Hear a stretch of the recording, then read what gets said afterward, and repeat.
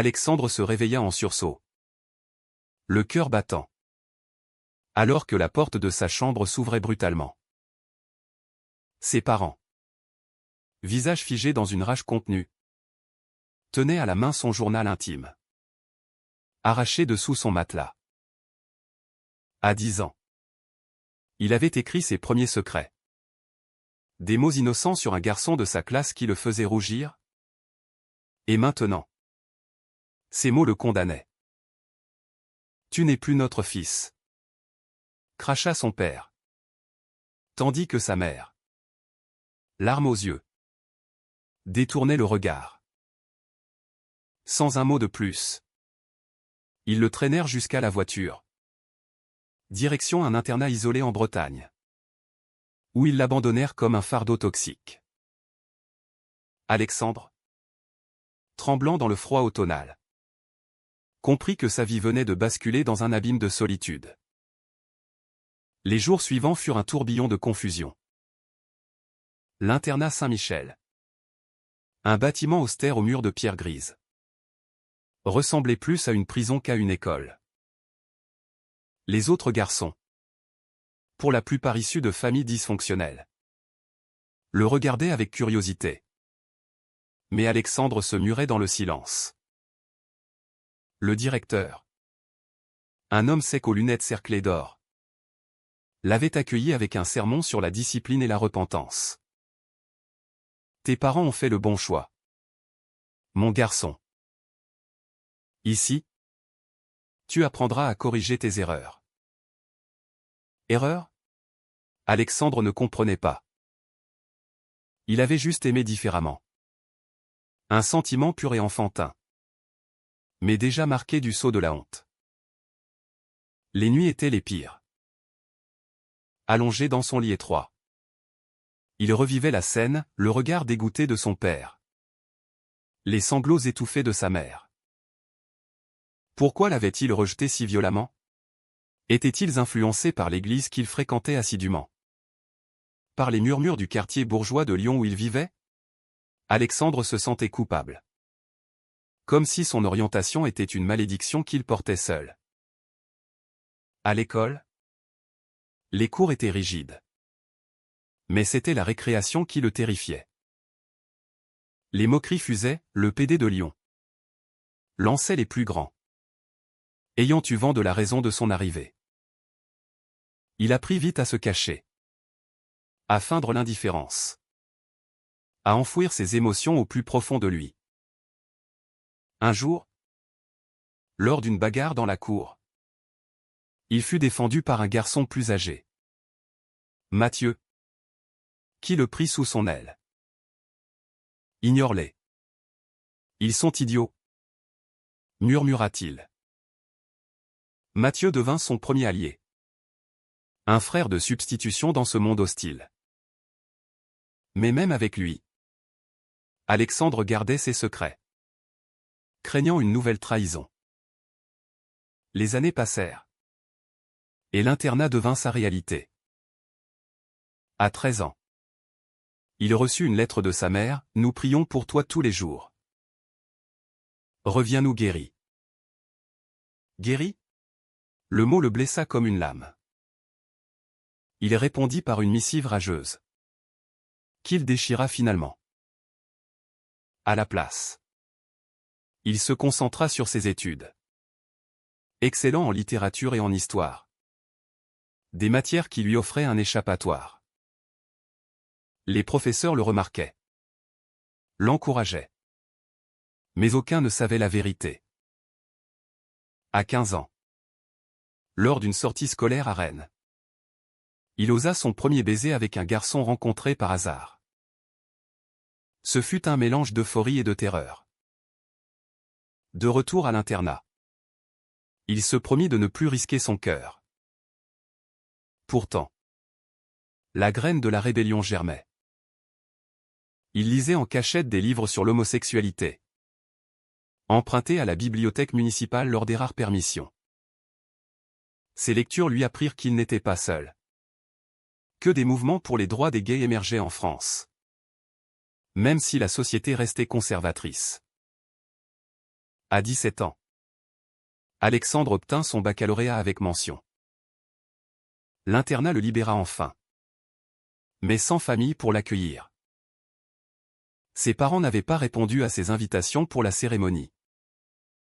Il partit pour Paris. Une bourse en poche. Déterminé à reconstruire sa vie. La capitale l'accueillit avec son chaos vibrant, les rues animées. Les cafés bondés. Les manifestations pour les droits. Il s'inscrivit à la Sorbonne en littérature. Logeant dans une chambre de bonne minuscule. Pour survivre, il travailla comme serveur dans un bistrot du Marais. Quartier où il découvrit une communauté gay florissante.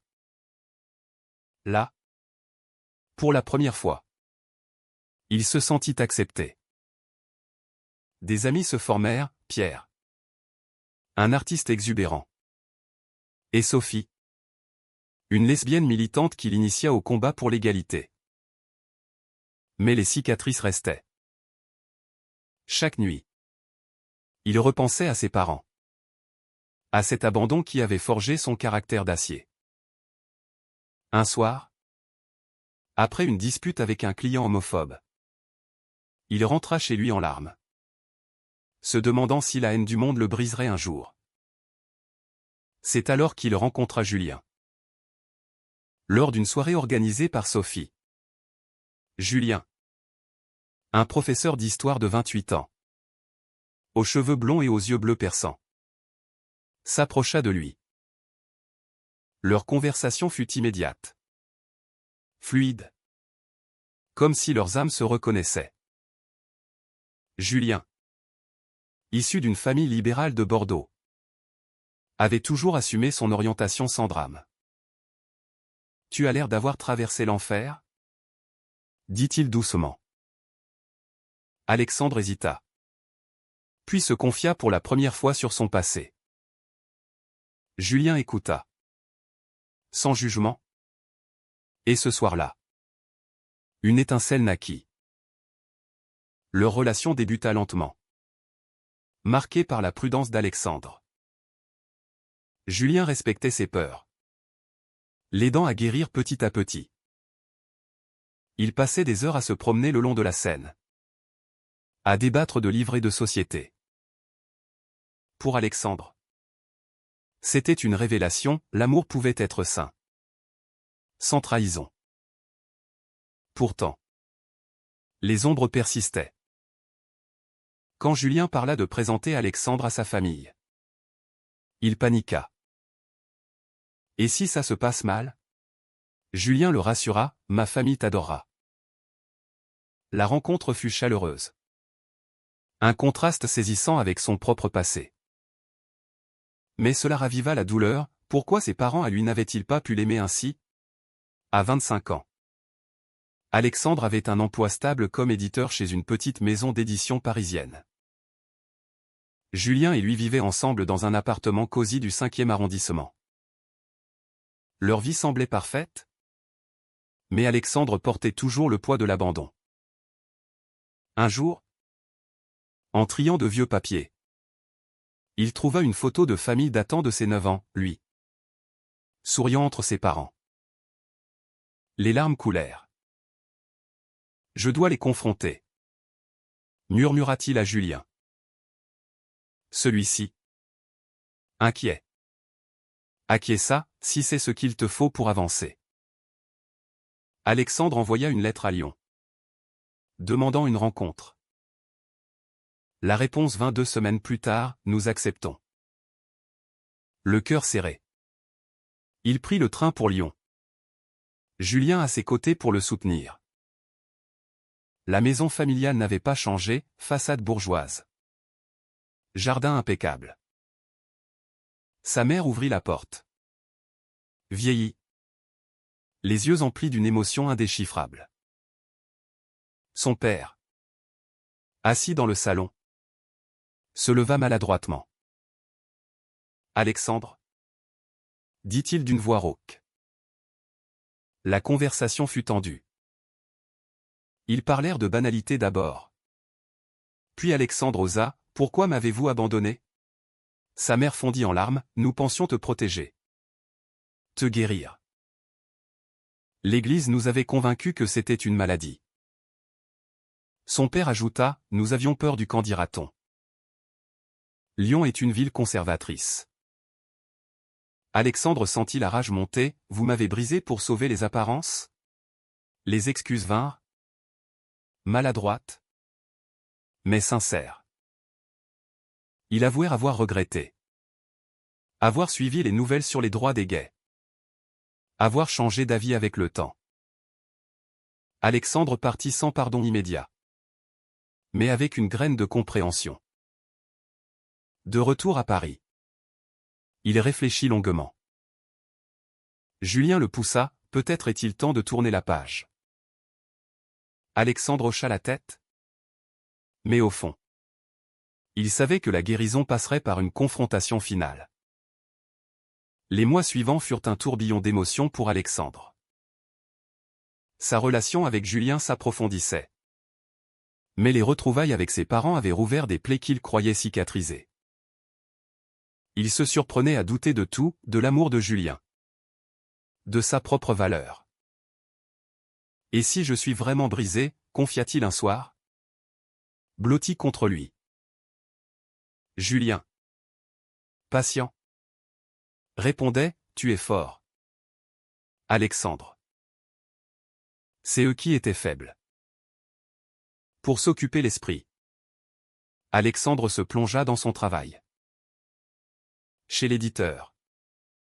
Il gérait des manuscrits sur des thèmes sociaux. Dont un sur l'homophobie familiale qui le toucha particulièrement. L'auteur. Un psychologue. Décrivait des cas similaires aux siens, enfants rejetés. Vie détruite par le préjugé.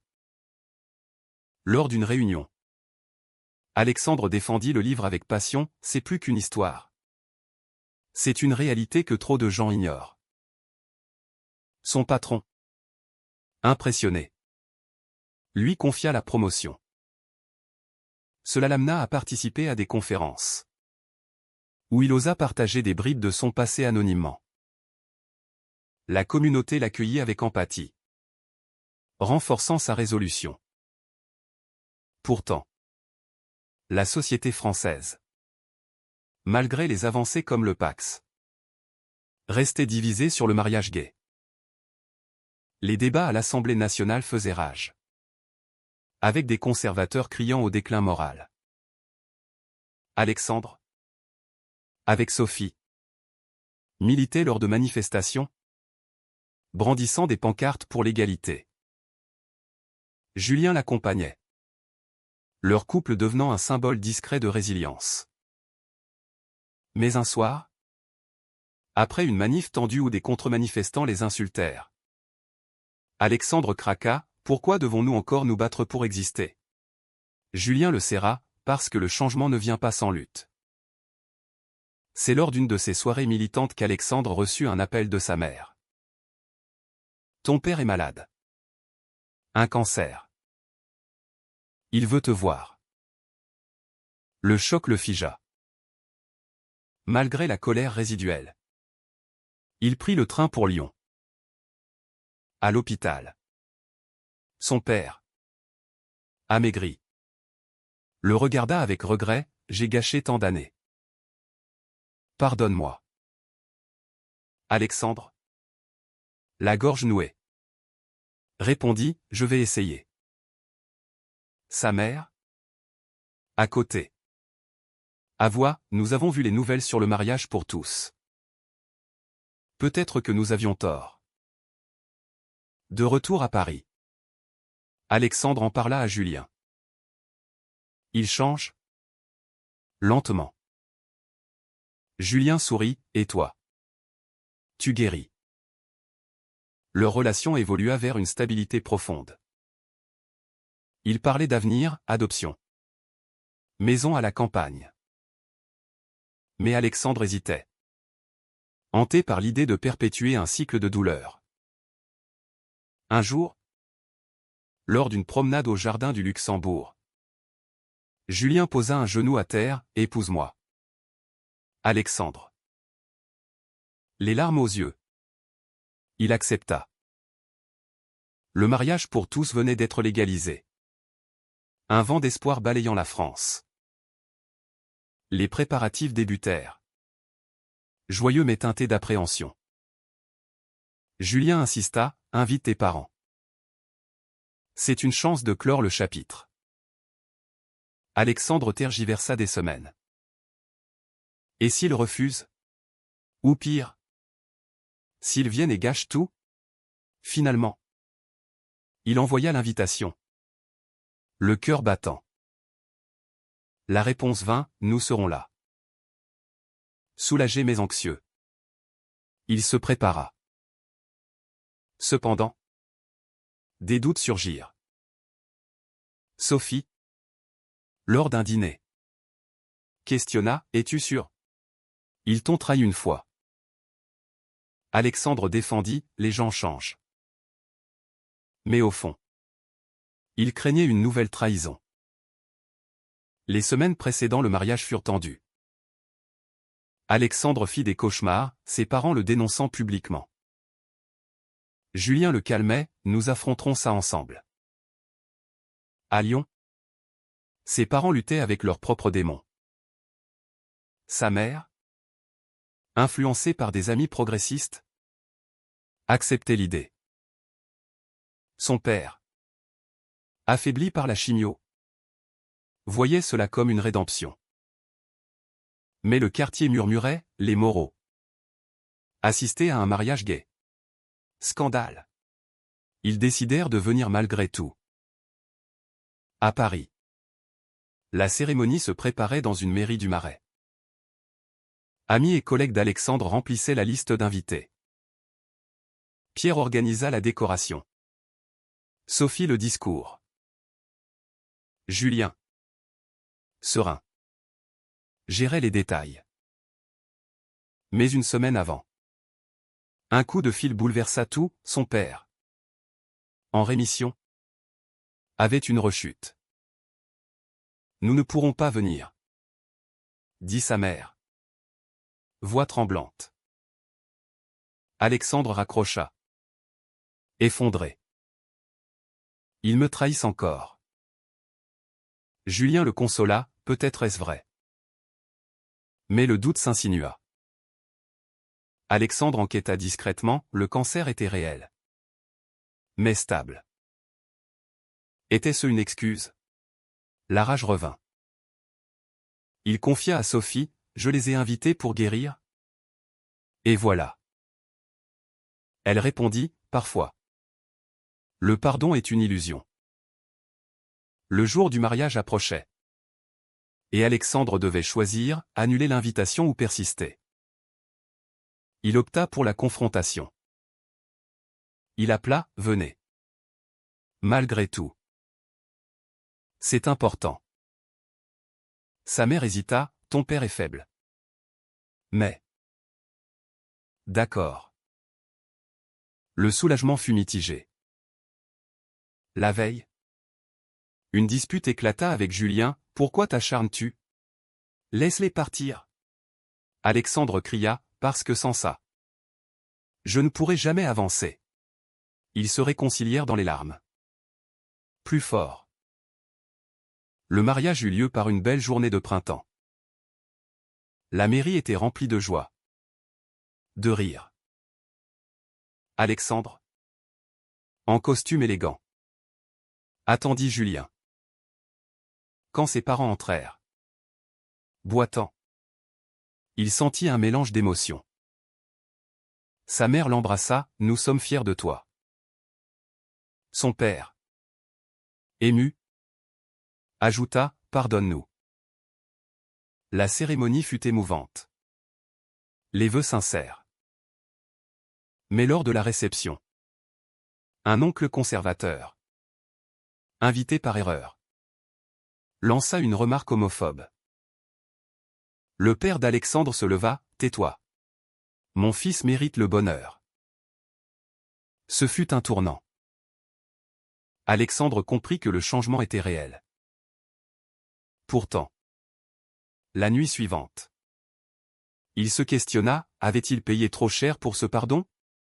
La lune de miel en Provence fut un havre de paix pour Alexandre et Julien. Les vignobles vallonnés. Les villages pittoresques offraient un répit bienvenu après le tumulte du mariage. Allongés sur une terrasse ensoleillée, ils sirotaient du vin rosé, parlant d'avenir. Nous pourrions adopter un jour, suggéra Julien. Alexandre sourit. Mais au fond, l'idée l'effrayait, et s'il reproduisait les erreurs de ses parents? De retour à Paris, la routine reprit, enrichie par leur nouveau statut de marié. Alexandre reçut une promotion, responsable éditorial pour une série sur les minorités.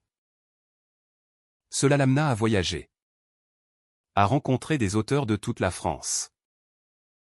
Lors d'un salon du livre à Marseille, il croisa un ancien camarade d'internat, qui le reconnut. « Alexandre, tu as réussi. Malgré tout. » La conversation raviva des souvenirs douloureux, mais aussi une fierté. « Oui. J'ai survécu. » Pourtant, les relations avec ses parents restaient fragiles. Ils appelaient régulièrement, s'intéressant à sa vie. Sa mère envoya des photos de famille anciennes, comme pour reconstruire un pont. Son père, en rémission, proposa une visite à Paris. Alexandre accepta, nerveux. La rencontre fut awkward au début, promenade silencieuse au Louvre. Dîner tendu. Mais petit à petit, les barrières tombèrent. Son père avoua, « J'ai rejoint un groupe de soutien pour parents d'enfants gays. J'apprends. » Alexandre, surpris, répondit, « C'est un début. » Julien observa, fier de son mari. Cependant, un scandale éclata. Un journal conservateur de Lyon publia un article sur « Les familles déchirées par l'homosexualité », citant anonymement des cas locaux. Alexandre reconnut des détails de son histoire. Furieux, il appela ses parents, « C'est vous ?» Sa mère nia. Mais son père admit, « J'ai parlé à un ami journaliste. Pour expier. Je n'ai pas donné de nom. » La trahison frappa Alexandre comme un coup de poignard. « Vous avez utilisé mon douleur pour votre rédemption ?» Il raccrocha, effondré. Julien le soutint, « Confrontons-les. » Ils prirent le train pour Lyon. La confrontation fut explosive. Dans le salon familial, Alexandre hurla, « Vous m'avez abandonné. Puis pardonné pour soulager votre conscience. Et maintenant ça ?» Son père, larmes aux yeux, répondit, « Je voulais aider d'autres familles. » Sa mère intervint, « Nous avons changé. Mais les vieilles habitudes persistent. » Alexandre partit, jurant de couper les ponts. De retour à Paris, il se replia sur lui-même. Sophie conseilla, « Protège-toi. Le pardon n'est pas obligatoire. » Julien, plus nuancé, dit, « Réfléchis au prix de la haine. » Alexandre, déchiré, consulta un thérapeute. Les séances révélèrent des couches de trauma, abandon, rejet social, motin nitam. « Vous avez le droit de choisir votre famille, » dit le psy. Inspiré, Alexandre écrivit un essai personnel sur son parcours, publié dans un magazine. Les réactions affluèrent, soutien, critique. Un lecteur anonyme écrivit, « Merci. Vous m'avez donné le courage. » Cela l'aida à guérir. Mais un appel de sa mère changea tout, « Ton père a rechuté gravement. Il veut te voir une dernière fois. » Alexandre hésita, mais partit. À l'hôpital. Son père, faible, Murmura, je t'aime. Tel que tu es. Alexandre, ému, pardonna enfin. Moi aussi. Papa. Le décès survenu peu après fut un choc. Aux funérailles, Alexandre prononça un éloge nuancé. Parlant de rédemption. Sa mère, veuve, proposa de se rapprocher. Viens vivre près de moi. Il refusa poliment, ma vie est à Paris. Mais ils maintinrent le contact. Julien et lui décidèrent d'adopter. Le processus fut long. Bureaucratique. Mais enrichissant. Ils accueillirent un garçon de 8 ans. Lucas, orphelin. Alexandre vit en lui son propre enfant intérieur. Je ne te rejetterai jamais. Promit-il. Lucas s'intégra. Apportant joie. Pourtant, des défis surgirent à l'école. Des moqueries sur « deux papas ». Alexandre défendit farouchement. Militant localement. Sa mère visita. Acceptant Lucas. Je suis grand-mère maintenant. Le lien se resserra. Mais un jour, un secret éclata. En triant les affaires de son père, sa mère trouva des lettres, des correspondances avec l'Église. Datant de l'abandon. Révélant qu'ils avaient été conseillés de le corriger par l'internat. Pire. Une note sur une donation à une association anti-gay. Alexandre, furieux, confronta sa mère, « Vous avez financé la haine ?» Elle pleura, « C'était il y a longtemps. Nous avons arrêté. » La confiance brisée à nouveau. Julien conseilla, « Choisis ce qui te protège. » Alexandre coupa les ponts temporairement, se concentrant sur sa famille. Les années passèrent. Lucas grandit. Fier de ses pères. Alexandre, à 40 ans, publia un livre sur son histoire. Best-seller. Les débats enflammaient, pardon familial vs. Protection personnelle. Lors d'une interview, on lui demanda, « Avez-vous regretté d'inviter vos parents au mariage ?» Il répondit, « Non. Car ça m'a forcé à affronter la vérité. » Sa mère, lisant le livre, envoya une lettre d'excuse profonde. Alexandre, après réflexion, accepta une réconciliation finale. La réconciliation avec sa mère fut prudente. Construite sur des visites espacées et des conversations honnêtes. À Paris, elle rencontra Lucas, qui l'appela « Mamie » avec innocence. Alexandre observa. Vigilant, mais vit une sincérité nouvelle. « J'ai perdu ton père. Je ne veux pas te perdre toi. » dit-elle. Il acquiesça, mais plus de secret. Leur relation évolua en une amitié adulte, marquée par le respect mutuel. Julien, sceptique au début, finit par l'accepter. La vie d'Alexandre semblait enfin équilibrée, carrière florissante. Famille aimante. Engagement social. Il fonda une association pour soutenir les jeunes LGBTQ+, rejetés par leur famille, organisant des ateliers et des hébergements temporaires. Sophie en devint la co-directrice. Et ensemble, ils aidèrent des dizaines d'adolescents. Un cas le toucha particulièrement, un garçon de 15 ans. Chassé de chez lui pour son orientation.